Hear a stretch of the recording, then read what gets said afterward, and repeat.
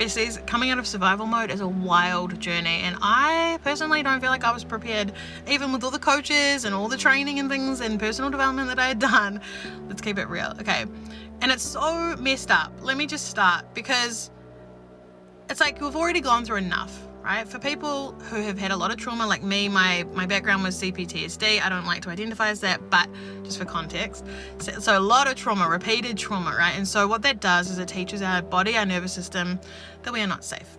And we're constantly in survival mode. We're constantly looking for the next danger because we've learned how to protect ourselves, because no one else did, because there was a lot of danger. So we had to be on guard all the time, right? And so what happens when we start doing the work? When we start breaking out of these cycles, we start becoming aware of the beliefs, the things that have held us back, the behaviors that used to protect us that are no longer helping us. And we finally start to actually move in a way that is safe, right? We get on top of things. And our body is like, oh, okay, so we're safe now, cool. So now I can offload all the stuff that I've been carrying. This is the fun part.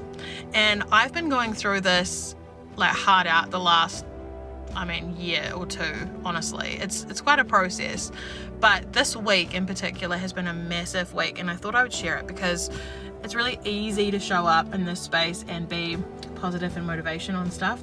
But the thing is that the physical aspect of this, the emotional aspect is like very hard. Like when you've got old stuff coming up to be integrated, and that's where we get really good at observing a feeling, right? Observing grief, pain, fear, old hurt, without buying into it, without reacting. So we can allow ourselves to be in our body, to teach ourselves that we're safe to feel this feeling and we're not going to die. Okay, way easier said than done. Check out my podcast, World Domination. I talk through all this stuff.